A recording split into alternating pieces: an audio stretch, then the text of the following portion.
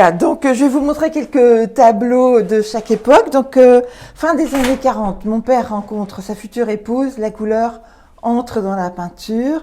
Toujours des gestes dont le dessin est préparé au crayon, peint ensuite, avec des couleurs qui commencent à être assez vives après sa période de noir et blanc.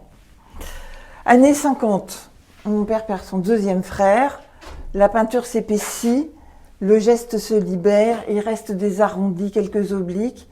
La peinture est très épaisse, elle est souvent dans des tons terreux. Là, pour Denis, j'ai quand même choisi un fond clair. Années 60, mon père découvre les États-Unis, New York, il a le coup de foudre pour les gratte-ciel. Sa peinture se verticalise.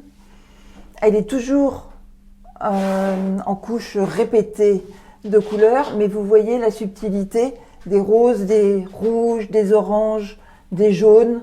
Et il y a ce petit pied blanc qui accroche le tableau à son cadre et le point focal au centre. Années 70, les formats se rétrécissent. Ils sont néanmoins très équilibrés, très travaillés.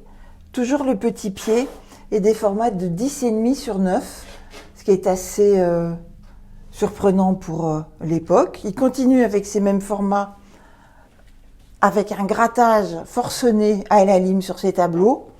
On voit l'éclatement de la peinture, on voit apparaître le châssis et même les clous rouillés sous la peinture. Donc là, on est à la fin des années 90. En 2000, à l'âge de 80 ans, il commence le collage. Donc voici un exemple. Un collage dont les papiers sont soit coupés au ciseau, déchirés à la main, du papier journal, du papier de magazine, et tout ça avec une frénésie créatrice surprenante pour son âge.